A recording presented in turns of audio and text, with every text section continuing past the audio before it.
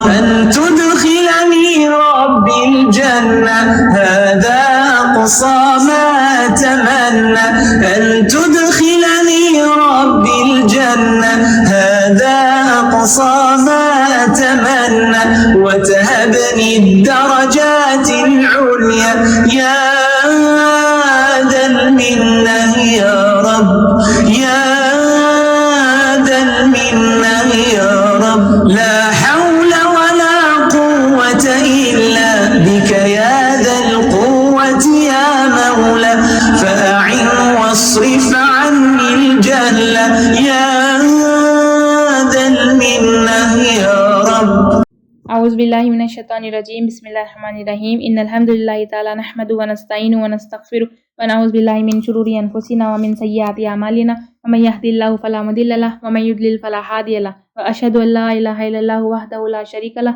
واشهد ان محمدا عبده ورسوله صلی اللہ علیہ وسلم۔ تمام تعریف اللہ کے لیے ہے، ہم اس کی تعریف کرتے ہیں اور اسے معافی اور مدد طلب کرتے ہیں۔ ہم پناہ مانگتے ہیں اللہ سبحانہ تعالیٰ کی خود کی برائی سے اور تمام برے کاموں سے۔ جسے بھی اللہ کی ہدایت ملے اسے کوئی گمراہ نہیں کر سکتا، اور جسے اللہ نے گمراہ کیا اسے کوئی ہدایت نہیں دے سکتا۔ ہم گواہی دیتے ہیں کہ یہ بات حقدار صرف اللہ ہے اور ایسا کوئی شریک نہیں، اور ہم گواہی دیتے ہیں کہ محمد صلی اللہ علیہ وسلم اللہ کے بندے اور رسول ہے۔ اللہ اپنی سلامتی بھیجے اپنے آخری نبی پر، اس کے اہل و عیال پر اور اس کے صحابہ پر۔ جو بھی حق میں آپ کے سامنے پیش کروں وہ اللہ سبحانہ تعالیٰ کی طرف سے ہے، اور اگر اس میں کوئی غلطی یا کوتاہی ہو جائے تو میری طرف سے اور شیطان کی طرف سے۔ السلام علیکم ورحمۃ اللہ وبرکاتہ۔ مہینہ حرام یعنی کہ حرمت والا، بدلے مہینے حرام کے، اور حرمتوں کا بدلہ ہے تو جو کوئی زیادتی کرے تم پر تو زیادتی کرو ان پر مانند اس کے جو زیادتی کی انہوں نے تم پر، اور ڈرو اللہ سے اور جان لو بے شک اللہ ساتھ ہے تقویٰ کرنے والوں کے۔ ابن عباس رضی اللہ عنہ کہتے ہیں کہ 4 مہینے جو حرمت والے ہیں، جو کہ محرم، رجب، ذی القعدہ اور ذی الحجہ ہے۔ اس کا سٹیٹس عام مہینوں سے زیادہ ہے۔ ان مہینوں میں گناہ کرنا اور بھی زیادہ گناہ، ایسے وقت میں اللہ تعالیٰ صحابہ کرام مسلمانوں کو بولے کہ ڈرو اللہ سے زیادتی کرنے سے بھی، اور جان لو بے شک اللہ ساتھ ہے تقویٰ کرنے والے کے۔ کیا آپ اور میرے اندر یہ چیز آئی؟ تقویٰ کوئی لباس یا برقع نہیں ہے جو پہن لیے اور سب کو دکھا دیے۔ تقویٰ دل میں ہوتا ہے، اور وہ تقویٰ آپ کے ہر عمل میں نظر آنا چاہیے، وہ اصل تقویٰ ہے، وہ اصل تقوی والے متقی لوگ ہیں۔ اور خرچ کرو اللہ کے راستے میں، اور نہ تم ڈالو ساتھ اپنے ہاتھوں کے طرف ہلاکت کے، اور احسان کرو بے شک اللہ محبت کرتا ہے احسان کرنے والوں سے۔ اب یہاں پر جنگ کی بات ہوتے ہوتے ایک دم مال والی آیت اس لیے آئی کیونکہ جنگ میں مال کی ضرورت ہوتی ہے۔ تو کیا کرو؟ خرچ کرو، اللہ کے راستے میں خرچ کرو، اور نہ تم ڈالو اپنے ہاتھوں کو طرف ہلاکت کے، اور احسان کرو بے شک اللہ محبت کرتا ہے احسان کرنے والا۔ کتنی بیوٹیفل آیت ہے یہ۔ اور پورا کرو حج کو اور عمرے کو اللہ کے لیے۔ پھر اگر تم گھر سے نکل جاؤ تو جب میسر آ جائے قربانی میں سے، اور نہ تم منواؤ اپنے سروں کو یہاں تک کہ پہنچ جائے قربانی اپنی حلال گاہ کو۔ تو جو کوئی ہو تم میں سے مریض یا ساتھ اس کے کوئی تکلیف اس کے سر میں، تو فدیہ دینا ہے روزوں میں سے، یا صدقہ ہے یا قربانی ہے۔ تو جب امن میں آ جاؤ تم، تو جو کوئی فائدہ اٹھائے عمرے کا حج تک، تو جو کوئی میسر آ جائے قربانی میں، تو جو کوئی نہ پائے تو روزے رکھنا ہے 3 دن کے حج میں، اور 7 روزے جب لوٹو تم، یہ 10 ہے پورے۔ یہ واسطے اس کے جو نہ ہوں اس کے گھر والے موجود مسجد حرام میں، اور ڈرو اللہ سے اور جان لو بے شک اللہ سخت سزا دینے والا ہے۔ حج اور عمرہ کس کے لیے ہوگا؟ صرف اور صرف اللہ کے لیے، کیونکہ پہلے بتوں کے نام پر کیا جاتا تھا، اور اب کس کے لیے ہوتا ہے؟ دکھاوے کے لیے، ساتھ میں حاجی کا نام لگوانے کے لیے۔ تو اللہ تعالیٰ کلیئر کر رہے یہاں پہ کہ حج اور عمرہ صرف اور صرف اللہ کے لیے کیا جانا چاہیے۔ اور نہ تم منواؤ اپنے سروں کو یعنی کہ قربانی دیے تک اپنے بالوں کو مت نکالو۔ کس دن کی بات ہو رہی ہے؟ یوم النحر کی بات ہو رہی ہے، قربانی کا جو دن رہتا نا اس دن کی بات ہو رہی ہے۔ اور اگر احرام کی حالت میں اگر سر میں کوئی سکن پرابلم یا کوئی ریشز ہو جائے تو اپنے بال نکلوانا پڑے قربانی سے پہلے، تو 3 دن کے روزہ رکھنا ہے اس کو، یا 6 مسکینوں کو کھانا کھلانا ہے، یا پھر 1 بکرے کی قربانی دینا ہے۔ ٹھیک ہے، یہ 3 میں سے ایک چیز اس کو دینا ہے۔ تو جب امن میں آ جاؤ تم اور فائدہ اٹھائے عمرے کا حج تک، یعنی کہ کوئی حج کر رہے لیکن قربانی کا انتظام نہیں ہوا ابھی، تو کیا کرنا ہے؟ اس کے لیے روزے ہے، ٹوٹل 10 روزے ہیں، جس میں سے 3 حج کے دنوں میں ہی مکہ میں ہی رہیں گے، وہ کمپلیٹ ہوئیں گے 3 روزے، اور باقی کے جو 7 روزے ہیں وہ اپنے مقام پر، اپنے جگہ میں، اپنے گھر میں جا کر کمپلیٹ کریں گے، تو ٹوٹل 10 روزے ہیں۔ یہ واسطے اس کے جو نہ ہوں اس کے گھر والے موجود مسجد حرام میں، یہ جو مکہ میں رہنے والے ہیں ان کے لیے حج افراد ہے، اور حج افراد میں قربانی نہیں ہے۔ یہ رولز کس کے لیے ہے؟ جو دور سے آتا ہے۔ اب اللہ سبحانہ تعالیٰ نے حج کے طریقے کلیئرلی بتا دیے، اب تم اپنی منمانی مت کرو، اور یا کرو ڈرو اللہ سے، جان لو اللہ بے شک سخت سزا دینے والا ہے۔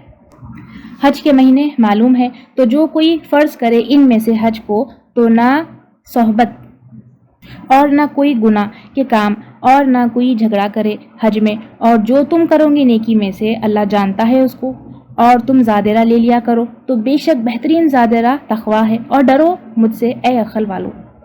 حج کے مہینے کون سے ہیں؟ شوال، ذی القعدہ، ذی الحجہ۔ میاں بیوی کے تعلقات حالانکہ حلال ہے، لیکن احرام کی حالت میں یہ جائز نہیں ہے، اور نہ کوئی گناہ کے کام۔ ہر ٹائم کا گناہ ایک ہی ہے، لیکن حج کے ٹائم پہ احرام کی حالت میں رہ کر چوری، گناہ، غیبت یا پھر بے پردگی، بد کلامی، تو یہ گناہ اور بھی زیادہ سیریس ہو جاتا ہے، اور نہ کوئی جھگڑا۔ اور زادرہ یعنی کہ بیگیج، ضرورت کا سامان۔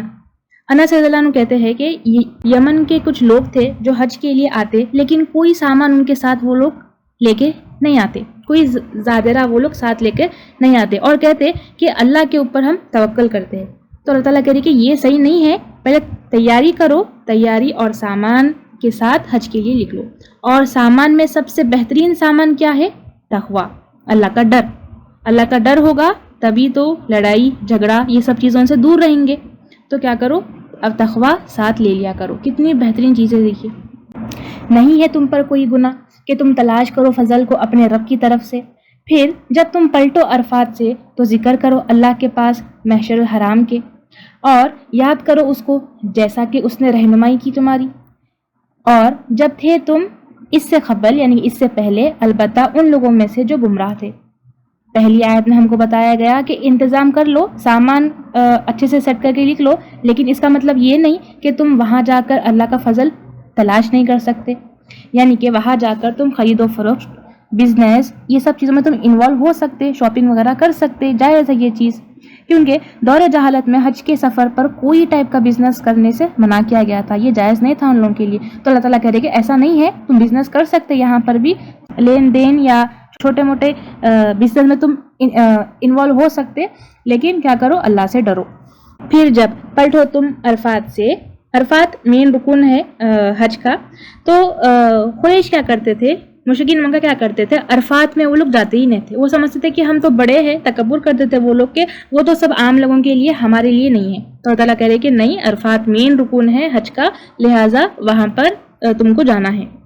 پھر پلٹو تم جہاں سے پلٹتے ہیں لوگ، اور بخشش مانگو اللہ سے، بے شک اللہ بخشنے والا مہربان ہے۔ پھر جب پورا کر چکے تم اپنے مناسک، تو یاد کرو اللہ کو جیسا کہ یاد کرنا ہے تمہارا اپنے باپ دادا کو، یا اس سے بھی زیادہ شدید ذکر۔ بس بعض لوگوں میں سے کوئی ہے وہ کہتے ہیں اے ہمارے رب دے ہم کو دنیا میں، اور نہیں ان کے لیے آخرت میں کوئی حصہ میں سے۔ یعنی کہ لوگ کیا کرتے، آج بھی اگر آپ دیکھیں مینا میں جب لوگ رہتے، تو جب سٹے ہوتا مینا کا حج کے ٹائم پہ، تو سب ایک دم مطلب ریلیکس ہو جاتے، جو بھی احکامات ہوتے وہ سب ان کے اوپر سے ہٹ جاتے، تو گوسپ، سٹوری، شعر شاعری ہوتے رہتی۔ تو اللہ سبحانہ تعالیٰ کہہ رہے ہیں کہ یہ ایام تشریق ہے، اس میں اللہ کا ذکر کرنا چاہیے۔ جو دعاؤں میں دنیا مانگتا ہے اس کے لیے صرف دنیا ہی ہے، اس کے لیے آخرت میں کوئی حصہ نہیں۔ تو دنیا بھی مانگو اور آخرت بھی مانگو، جو ہم کو نیکسٹ آیت میں بتایا جا رہا ہے۔ اور ان میں سے وہ ہے جو کہتے ہیں اے ہمارے رب دے ہم کو دنیا میں سے بھلائی اور آخرت میں سے بھلائی، تو بچا ہم کو آگ کے عذاب سے۔ دنیا مانگنے میں اور دنیا میں بھلائی مانگنے میں فرق نظر آ رہا آپ لوگوں کو یہاں پہ؟ اللہ تعالیٰ مجھے یہ چیز عطا کرے، جو بھی بھلی چیز ہے میرے لیے جس میں خیر ہو وہ مجھے عطا کرے۔ ہم کو اس طرح سے دعا مانگنی چاہیے، ہم کو دعا کرنے کا طریقہ کیسا رہنا چاہیے ہم کو یہ آیت میں بتایا جا رہا۔ اس کے علاوہ بھی آخرت کی بھی بھلائی ہم کو مانگنی چاہیے، اور اس کے ساتھ ساتھ صرف اتنا ہی نہیں، آگ کے عذاب سے بچنے کی بھی دعا کرنی چاہیے۔ تو دو گروپ کا یہاں پہ ذکر ہو رہا کہ ایک ہے جو صرف دنیا دنیا دنیا مانگتے، اور ایک ہے جو دنیا میں خیر اور آخرت کا جو خیر ہے وہ مانگتے ہیں، پلس آگ سے بچنے کی دعا بھی مانگتے ہیں۔ تو یہ طریقہ ہونا چاہیے اصل دعا مانگنے کا۔ یہی لوگ جن کے لیے ہے ایک حصہ اس میں سے جو انہوں نے کمایا، اور اللہ جلد حساب لینے والا ہے۔ یعنی صرف دعا کر کے بیٹھ جانا نہیں ہے، دعا کافی نہیں ہے، بلکہ دعا کے ساتھ عمل کرنا بھی ہے، عمل سے اس کا ثبوت دینا ہے۔ قیامت بہت قریب ہے، اللہ تعالیٰ جلد حساب لینے والے۔ اور یاد کرو اللہ کو دنوں میں گنے چنے، تو جو کوئی جلدی کرے 2 دنوں میں تو نہیں کوئی گناہ اس پر، اور جو تاخیر کرے تو نہیں کوئی گناہ اس پر، واسطے اس کے جو تقوی اختیار کرے۔ اور ڈرو اللہ سے اور جان لو بے شک تم اس کی طرف اکٹھا کیے جاؤ گے۔ یہ کون سے دن ہے؟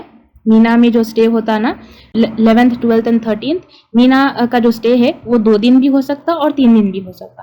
جان لو اس کی طرف ہی تم جمع کیے جاؤ گے۔ اللہ سے بچ کر ہم کہیں جان سکتے؟ کہیں بھاگ سکتے اللہ سے بچ کر؟ اپنی منمانی، اپنے رولز، اپنی زندگی تو ہم سیٹ کر لیے، لیکن فائنلی جانا کس کے پاس ہے؟ اللہ سبحانہ تعالیٰ کے پاس ہے۔ تو اس کی کتنی تیاری ہو رہی؟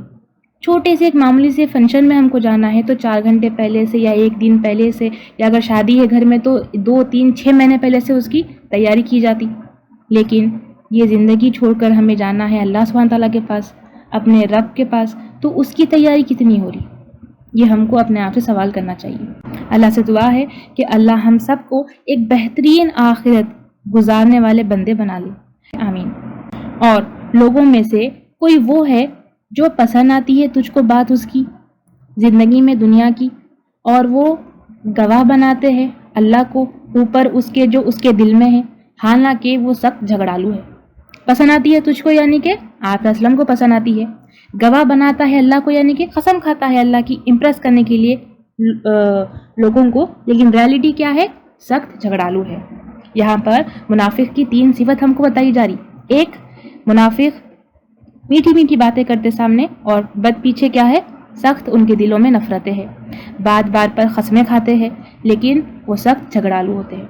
اللہ ہمیں محفوظ رکھے یہ منافقت کی بیماری سے، کیونکہ منافقین کے لیے کیا ہے؟ الدرک الاسفل ہے، جہنم کا سب سے نچلا درجہ ہے۔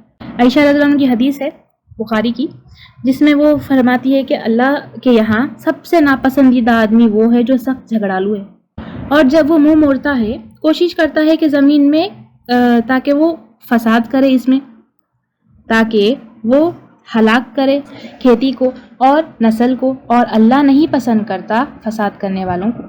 یہ جب محفلوں سے ہٹتے منافق لوگ تو پھر کیا کرتے؟ بھاگ دوڑ کرتے، پوری کوشش کرتے کہ زمین میں فساد کرے، مسلمانوں کو تکلیف دینے کی پوری کوشش کرتے ہیں، ان کو مالی نقصان پہنچانے کی پوری کوشش کرتے ہیں، فتنہ فساد پھیلانے کی پوری کوشش کرتے ہیں۔ اخنس بن سریق الثقفی نام کا ایک آدمی تھا، منافق تھا، اس کے بارے میں یہ آیت میں ذکر ہے۔ اور جب کہا جاتا ہے ان سے کہ ڈرو اللہ سے، پکڑ لیتی ہے ان کو عزت 7 گنا کے، تو کافی ہے اس کو جہنم، اور البتہ کتنا برا ٹھکانہ ہے۔ یہاں پر کس کا ذکر ہو رہا؟ کس کی کوالٹیز بتائی جا رہی؟ منافقین کی کوالٹیز بتائی جا رہی، کہ جب ان کو صحیح کیا جاتا، جب ان کی اصلاح کی جاتی، تو پھر بیچ میں آ جاتا ایگو، تکبر، گھمنڈ۔ تو یہ تکبر کرنے والے کہاں پر ہوں گے؟ جہنم میں ہوں گے۔ جس کے دل میں رائے برابر بھی تکبر ہوگا وہ جنت میں نہیں جائے گا۔ اور لوگوں میں سے وہ ہے جو بیچتے ہیں اپنے نفسوں کو تلاش کرنے کے لیے رضا اللہ کی، اور اللہ شفقت کرنے والا ہے بندوں پر۔ اپنے نفسوں کو قربان کرتے ہیں کس کے لیے؟ اللہ کی رضا کے لیے۔ ان کا ہر ایکشن اللہ کو راضی کرنے کے لیے ہوتا ہے۔ ابراہیم علیہ السلام کہے تھے، کیا کہتے ابراہیم علیہ السلام؟ اسلمت لی رب العالمین۔ کیا ہم ریڈی ہیں یہ کہنے کے لیے؟ اگر اللہ کے کوئی احکامات پر اگر یہ سوال ہو رہا کہ میں یہ کیسے کروں یا میں یہ نہیں کر سکتی ہوں، تو ہم کو ضرورت ہے سوچنے کی۔ ابن عباس رضی اللہ عنہ کے مطابق یہ جو آیت تھی یہ صہیب رومی رضی اللہ عنہ کے بارے میں ہے، ان کے بارے میں نازل ہوئی تھی، جو بے انتہا مالدار تھے۔ راستے میں مشرکین مکہ ان کو روکے ہجرت کے وقت، اور ان سے ان کا بدلے میں ان کا سب چیز مانگے، تو وہ اللہ کی راہ کے لیے، اللہ کو راضی کرنے کے لیے اپنی مال، اپنا دولت، اپنی ہر چیز وہاں پر چھوڑ دیے اور خالی ہاتھ ہجرت کر مدینہ گئے۔ اے لوگو جو ایمان لائے ہو، داخل ہو جاؤ اسلام میں پورے کے پورے، اور نہ تم پیروی کرو قدموں کی شیطان کی، بے شک وہ تمہارے لیے دشمن ہے کھلم کھلا۔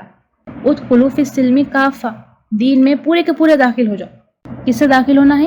عقیدے سے، نظریے سے، خیالات سے، عبادات سے، کاروبار سے، رسم و رواج سے، ہر طرح سے دین میں داخل ہو جاؤ پورے کے پورے، کہ پورے احکامات پر ہم کو چلنا ہے، تھوڑے اندر تھوڑے باہر، کچھ کر لیے کچھ چھوڑ دیے، یہ شیطان کا حکم ہے، اس لیے تم اس کے قدموں کی بھی پیروی مت کرو۔ پھر اگر پھسل گئے تم اس کے بعد جو آ گئی تمہارے پاس روشن نشانی، تو جان لو بے شک اللہ زبردست حکمت والا ہے۔ اللہ حکمت والا ہے، وہ اپنی وزڈم سے انسانوں کو پکڑے گا اور ان کے فیصلے کرے گا۔ نہیں وہ انتظار کر رہے مگر یہ کہ آ جائے ان کے پاس اللہ صاحبانوں میں سے، بادلوں سے اور فرشتے، اور پورا کر دیا جائے معاملہ، اور طرف اللہ کے وہ لوٹائے جانے والے ہیں ان کے سب کام۔ پوچھ لیجیے بنی اسرائیل سے، کتنی دی تھی ہم نے ان کو روشن نشانیوں میں سے، اور جو کوئی بدل دے گا اللہ کی نعمت کو اس کے بعد جو آ گئی ان کے پاس، تو بے شک اللہ سخت عذاب دینے والا ہے۔ بنی اسرائیل ایک جیتی جانتی قوم ہے جو تمہارے سامنے ہے، تو تم ان سے پوچھو کہ کیسی کیسی روشن نشانیاں ان کے پاس آئی تھی، کتنی ساری نعمت اللہ تعالیٰ ان کو دیے تھے۔ اللہ کی نافرمانی کرے، کتاب کو چھوڑ دیے، تو دیکھو ان کا کیا حال ہوا۔ تو یہاں پر اس طرح سے اللہ سبحانہ تعالیٰ امت محمد یعنی آپ کو اور ہم کو وارن کر رہے کہ ان کی طرح مت بنو۔ خوبصورت بنا دی گئی ہے دنیا ان لوگوں کے لیے جنہوں نے کفر کیا زندگی دنیا کی، اور وہ مذاق اڑاتے ہیں ان لوگوں کا جو ایمان لائے، اور وہ لوگ جنہوں نے تقویٰ کیا اوپر ہوں گے دن قیامت کے، اور اللہ رزق دیتا ہے جس کو چاہتا ہے بغیر حساب۔ کافروں کے لیے دنیا کی زندگی کیا ہے؟ خوبصورت بنا دی گئی ہے، جس کے پاس مال تو بہت ہوتا اس سے وہ تکبر میں آ جاتے اور پھر مومن کا مذاق اڑانے لگتے۔ یہاں پر کافر جو مذاق اڑاتے تھے، لیکن وہاں پر آخرت میں یہی مسلمان، یہی تقویٰ والے جس کا آج مذاق اڑایا جا رہا، وہ قیامت کے دن ہائی رینکس میں ہوں گے۔ تھے لوگ امت ایک، پھر بھیجا اللہ نے نبیوں کو خوشخبری دینے والے اور ڈرانے والے بنا کر، اور نازل کی ان کے ساتھ کتاب حق کے ساتھ، تاکہ وہ فیصلہ کرے درمیان لوگوں کے اس میں سے جو انہوں نے اختلاف کیا اس میں، اور نہیں اختلاف کیا اس میں مگر ان لوگوں نے جو دیے گئے تھے اس کے بعد جو آئی ان کے پاس روشن نشانی ضد کی وجہ سے ان کے درمیان۔ تو ہدایت دی اللہ نے ان لوگوں کو جو ایمان لائے واسطے اس چیز کے جو انہوں نے اختلاف کیا اس میں حق میں سے، ساتھ اس کے اذن کے، اور اللہ ہدایت دیتا ہے جس کو وہ چاہتا ہے طرف سیدھے راستے کے۔ یعنی کہ آدم علیہ السلام سے لے کر جتنی بھی امت تھی، جتنے بھی لوگ آئے، وہ سب ایک ہی تھے، ان سب کا پیغام ایک توحید ہی تھا، اور وہ کیوں آئے تھے؟ خوشخبری دینے کے لیے، ڈرانے کے لیے، جنت کی خوشخبری دینے اور جہنم سے ڈرانے کے لیے۔ پھر کتابیں دی ان کو جو حق تھی، سارے اختلاف دور کرنے کے لیے بھیجی گئی تھی۔ پھر کیا ہوا؟ لوگوں نے نبیوں کے نام کے ساتھ دین کو ٹکڑے ٹکڑے کر دیا، الگ الگ کر دیا۔ کوئی بھی چیز کا، کوئی بھی اختلاف کا فیصلہ کس سے کرنا ہے؟ قرآن سے کرنا ہے۔ اللہ کی طرف سے ہدایت ملتی ہے، لہٰذا کیا کرو؟ ہدایت کی دعا مانگو ہر نماز میں، اور ہم یہ مانگتے بھی ہیں، اہدینا الصراط المستقیم، دکھا ہمیں تو سیدھا راستہ۔ کیا سمجھا تم نے کہ تم داخل ہو جاؤ گے جنت میں؟ حالانکہ نہیں آئی تمہارے پاس مثال ان لوگوں کی جو گزر چکے تم سے پہلے، پہنچی ان کو سختیاں اور مصیبتیں اور تکلیفیں، اور وہ ہیلا مارے گئے، یہاں تک کہ پکار اٹھے، کہنے لگے رسول اور وہ لوگ جو ایمان لائے ساتھ ان کے کہ کب آئے گی اللہ کی مدد؟ خبردار، بے شک مدد اللہ کی قریب ہے۔ اگر ہم صحابہ اکرام کی زندگی کو دیکھیں تو کیسے کیسے قربانیاں وہ لوگ دیے دین کو بچانے کے لیے، اللہ کی راہ میں مال کو سپینڈ کرنے کے لیے، یا کوئی بھی چیز کے لیے۔ ان جیسی مصیبت اگر ہم پر آئی تو کیا ہم ریڈی ہیں اس کو فیس کرنے کے لیے؟ کیا چیز تھی ان کے اندر جو ہم میں مسنگ ہے؟ وہ ہے اللہ کے ساتھ کنیکشن، وہ ہے آخرت پر ایمان، اور وہ ہے تقویٰ۔ وہ سوال کرتے ہیں آپ سے کیا کچھ خرچ کرے؟ کہہ دیجئے جو خرچ کرو تم مال میں سے تو وہ والدین کے لیے ہے، اور قریبی رشتہ داروں کے لیے ہے، یتیموں کے لیے ہے، مسکینوں کے لیے ہے، مسافروں کے لیے ہے، اور جو بھی تم کرو گے نیکی میں سے تو بے شک اللہ اس کو جاننے والا ہے۔ وہ سوال کرتے ہیں آپ سے، یعنی کہ کون؟ صحابہ اکرام۔ آپ سے یعنی کہ آپ وسلم سے۔ فرض کیا گیا تم پر جنگ کرنا، حالانکہ وہ ناپسندیدہ ہے تمہارے لیے، اور امید ہے کہ تم ناپسند کرو کسی چیز کو اور وہ بہتر ہو تمہارے لیے، اور امید ہے کہ تم پسند کرو کسی چیز کو اور وہ بری ہو تمہارے لیے، اور اللہ جانتا ہے اور تم نہیں جانتے۔ یہ میری سب سے فیوریٹ آیتوں میں سے ایک آیت ہے، اور کتنا بہترین اللہ تعالیٰ بیان کر رہے، سمجھا رہے ہم کو۔ کئی ایسی چیزیں رہتی جو ہم چاہتے، جو ہم مانگتے، جو ہم ڈھونڈتے، ہم سوچتے اگر مل جاتی تو اچھا رہتا تھا۔ اللہ سبحانہ تعالیٰ جانتے ہیں ہمارے حق میں کیا بہتر ہے، کب کون سی چیز ہمارے ساتھ ہونی چاہیے، اور ہم نہیں جانتے۔ ہم ہماری تقدیر نہیں جانتے، ہم ہماری قسمت نہیں جانتے، ہمارے لیے کیا خیر ہے کیا شر ہے ہم کو نہیں معلوم، لیکن اللہ سبحانہ تعالیٰ جو ہم کو بنانے والا ہے، جو ہم کو پیدا کرنے والا ہے، وہ بہتر جانتا کہ ہمارے لیے کب کون سی چیز صحیح ہے۔ یہاں پر آیت کے اس سے اگر ہم دیکھیں، صحابہ اکرام مدینہ میں آ گئے، امن والا شہر ہو گیا، سب صحیح سے جا رہا تھا۔ جب مکہ میں تھے تو ظلم ہو رہا تھا، لڑنا چاہتے تھے صحابہ اکرام، لیکن وہاں پر صبر کرنے کو کہا گیا۔ اب جب یہاں پر سکون اور آرام ہے تو اب جنگ کرنا تمہارے لیے فرض کر دیا گیا، تو وہ چیز ناپسندیدہ تھی وہ ٹائم پہ وہ لوگوں کے لیے۔ تو اللہ سبحانہ تعالیٰ کہہ رہے ہیں کہ جنگ کرنا بہتر ہے تمہارے لیے۔ وہ سوال کرتے ہیں آپ سے مہینے کے بارے میں، حرام، جنگ کرنا اس میں، کہہ دیجئے جنگ کرنا اس میں بڑا گناہ ہے، اور روکنا اللہ کے راستے سے، اور کفر کرنا ساتھ اس کے، اور مسجد حرام سے اور نکالنا ان کے رہنے والوں میں سے، اس میں سے سب سے بڑا گناہ ہے، اور اللہ کے نزدیک فتنہ زیادہ بڑا ہے قتل سے، اور ہمیشہ رہیں گے یہ جنگ کرتے تم سے، یہاں تک کہ وہ پھیر دے تم کو تمہارے دین سے، اگر وہ استطاعت رکھتے ہو، اور جو پھر گئے تم میں سے اپنے دین سے، پھر وہ مر گئے اس حال میں کہ وہ کافر ہے، تو یہی لوگ ضائع ہو گئے اعمال ان کے دنیا میں اور آخرت میں، اور یہی وہ لوگ ہیں آگ کے ساتھی، اور اس میں ہمیشہ رہنے والے۔ صحابہ اکرام کے سوالات کا سلسلہ چلتا آ رہا، اور اب سوال کیا گیا حرمت والے مہینوں کے بارے میں۔ حرمت والے مہینے کون سے ہیں؟ ذی القعدہ، ذی الحجہ، محرم اور رجب۔ اس میں جنگ کرنا کیسا ہے؟ تو کہہ دیجئے یہ بہت بڑا گناہ ہے۔ آپ اسلم نے ایک بار عبداللہ بن حجش رضی اللہ عنہ کے انڈر 8 آدمیوں کا ایک گروپ بھیجا جمادی الثانی والے مہینے میں، 2 ہجری کا آخری وقت تھا، یہ نخلا کے پاس بھیجا، مکہ اور طائف کے بیچ کی ایک جگہ ہے، وہاں پر بھیجا تاکہ کفار مکہ کی نیوز لائے، جان سکے کہ وہ وہاں پر کیا ہو رہا، کیونکہ وہاں سے حملے کا ڈر تھا۔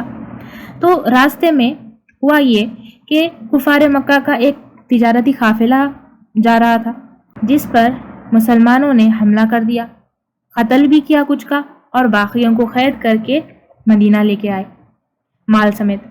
آپ اسلم جب یہ دیکھے اور سنے تو بہت آپ اسلم کو افسوس ہوا، کیونکہ آپ اسلم صرف ان کو وہاں پر معلومات کرنے کے لیے بھیجے تھے، قتل کرنے کے لیے، مارنے کے لیے، قید کرنے کے لیے نہیں۔ جس دن یہ حملہ ہوا، جس دن یہ لڑائی ہوئی، مسلمانوں کا یہ خیال تھا کہ اس دن 30 جمادی الثانی ہے، لیکن اس دن تھا 1 رجب، اور رجب ہے حرمت والے مہینوں میں سے۔ اب جتنے بھی کفار مکہ تھے، جتنے بھی یہود تھے، سب ایک طوفان کھڑا کر دیے، تانے دینے لگے، ٹیز کرنے لگے۔ تب یہ آیت نازل ہوئی کہ ہاں، حرمت والے مہینوں میں قتل کرنا بڑا گناہ ہے، لیکن اللہ کے راستے سے لوگوں کو روکنا، کفر کرنا، اللہ کے ساتھ شرک کرنا، مسجد حرام سے لوگوں کو نکالنا، یہ اور بھی بڑا گناہ ہے، قتل سے بھی زیادہ بڑا گناہ ہے۔ ان کی دشمنی ہمیشہ ایسی ہی چلتی رہے گی جب تک کہ وہ تم کو تمہارے دین سے نہ پھیر دے۔ کبیرہ گناہ یعنی کہ جو بڑے بڑے گناہ ہیں، اس کی پہچان کیسی ہوگی؟ جس پر حد جاری ہوتی، جیسے کہ چوری کی پنشمنٹ ہے ہاتھ کاٹنا، زنا کی پنشمنٹ ہے 100 کوڑے، اور اگر شادی شدہ زانی ہے تو پھر رجم یعنی سٹوننگ ٹو ڈیتھ۔ تو ایسے جہاں پہ حد جاری ہوتی اور اللہ کی لعنت ہوتی اس کے اوپر، تو پھر وہ کبیرہ گناہ کی کیٹیگری میں آ جاتا۔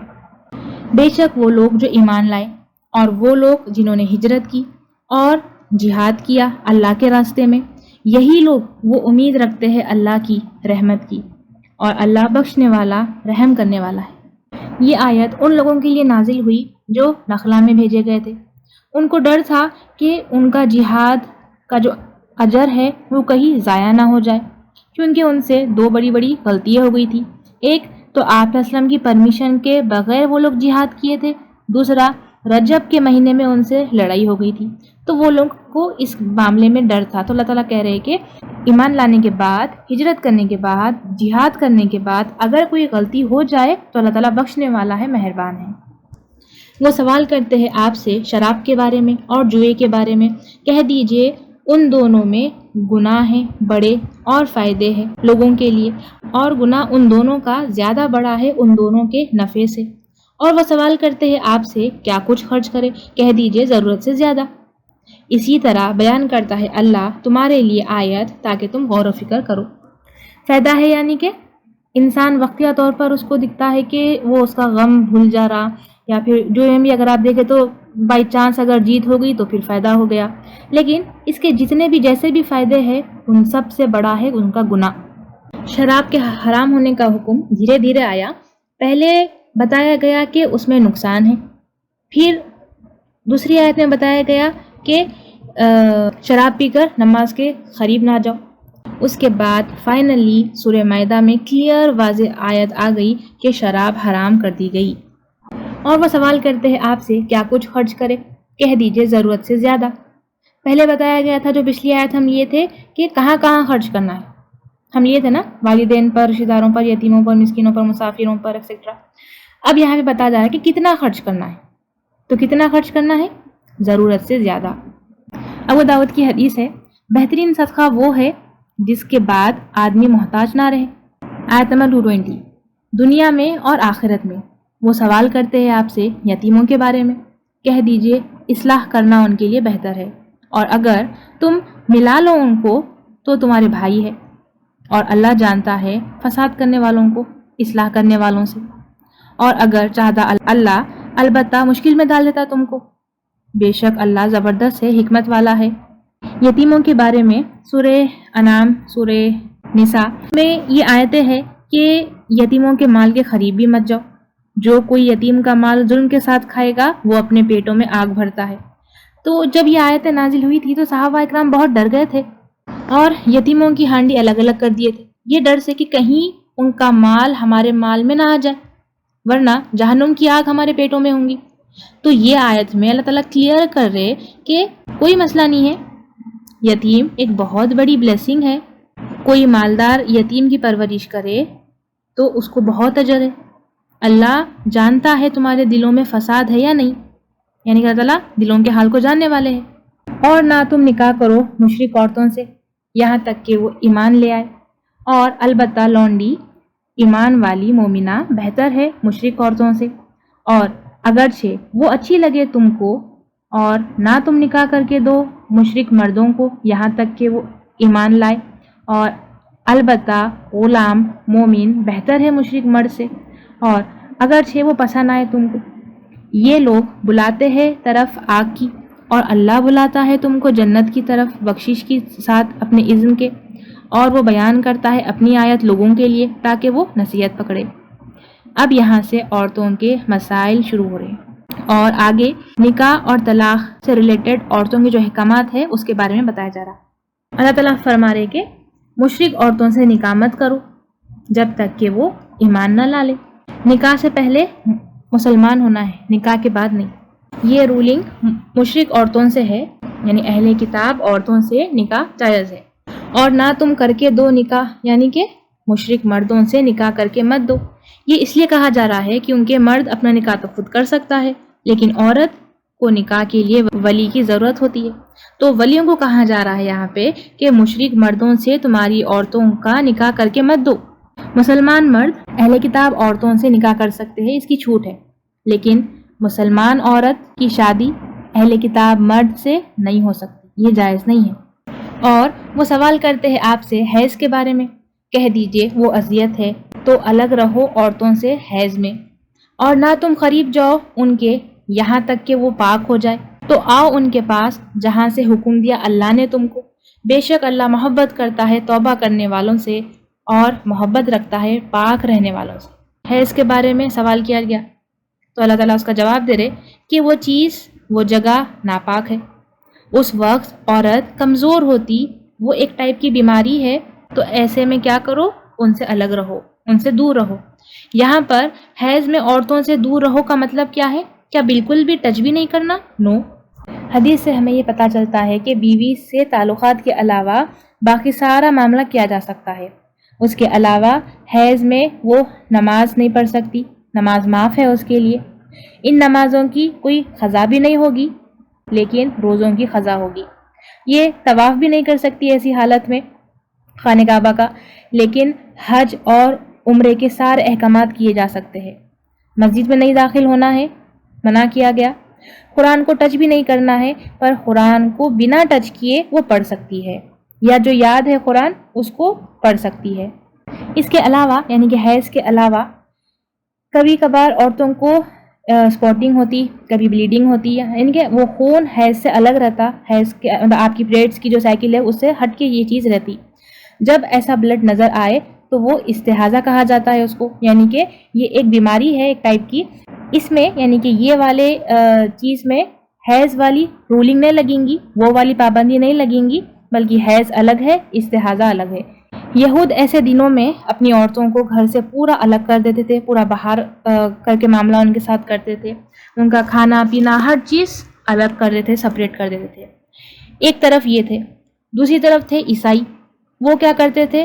حیض کے دنوں میں کوئی قسم کی پابندی ہی نہیں کرتے تھے، بیویوں کے ساتھ تعلقات بھی قائم کرتے تھے، ہم بستری بھی کرتے تھے، بالکل بھی مطلب کوئی بھی پابندی نہیں۔ لیکن اسلام ایک ماڈریٹ والا دین ہے۔ اسلام نے ہم کو کہا کہ عورت کے ساتھ کھانا پینا، ان کے قریب جانا سب کچھ کیا جا سکتا ہے سوائے ہم بستری کے۔ جب وہ پاک ہو جائے یعنی کہ حیض کا خون آنا بند ہو گیا تب غسل لینا ہے، تب ان کے پاس جاؤ جہاں سے اللہ نے حکم دیا تم کو، یعنی ویجائنل سیکس الاؤڈ ہے اور اینل سیکس الاؤڈ نہیں ہے، یعنی کہ پیچھے کے راستے سے داخل ہونا یہ جائز نہیں ہے، یہ بہت بڑا گناہ ہے۔ عورتیں کھیتی ہے تمہارے لیے، تو آؤ اپنی کھیتی میں جہاں سے تم چاہو، اور آگے بھیجو واسطے اپنے نفسوں کے، اور ڈرو اللہ سے، اور جان لو بے شک تم ملاقات کرنے والے ہو اس سے، اور خوشخبری دے دو ایمان لانے والوں کو۔ یہاں پر عورتیں تمہاری کھیتی ہے۔ کھیتی اس لیے کہا گیا کیونکہ اس پر محنت ہوتی ہے، ایفرٹس لگتے ہیں۔ اپنے کھیت میں جب وہ انسان داخل ہوتا ہے تو اس کو کسی کی پرمیشن لینے کی ضرورت نہیں ہوتی۔ کھیت میں جب وہ داخل ہوتا ہے تو انسان خوش ہوتا ہے، اپنے کھیت کی وہ حفاظت کرتا، ذمہ داری اٹھاتا، پھر اس میں کچھ فروٹس اس کو ملتے۔ اسی طرح عورت ایک کھیتی ہے، اس سے اولاد ہوتی ہے۔ شریعت کے دائرے میں رہ کر اس کے پاس جاؤ۔ پھر میاں بیوی کے رشتے کا یہاں پر مقصد بھی بتایا جا رہا ہے کہ جو آگے بھیجا اپنے نفسوں سے، یعنی کہ اس سے مراد کیا ہے؟ اولاد ہے، کیونکہ اولاد ثواب جاریہ ہے، اور یہ تمہارے آخرت کا اکاؤنٹ میں ایڈ اپ ہونے والی ہے۔ میاں اور بیوی کو چاہیے کہ اس میں بھی اللہ سے ڈرے، ایک دوسرے کے حقوق میں کوئی کمی مت کرو، اس کے بعد خوشخبری دے دو ایمان لانے والوں کو، کیونکہ صحیح طریقے سے اللہ اور اس کے بندوں کا حق ادا کرتے ہوئے وہ چلتے۔ وآخر دعوانا الحمدللہ رب العالمین۔ السلام علیکم ورحمۃ اللہ وبرکاتہ۔ أن تدخلني ربي الجنة هذا أقصى ما أتمنى، أن تدخلني ربي الجنة هذا أقصى ما أتمنى، وتهبني الدرجات العليا يا ذا المنة يا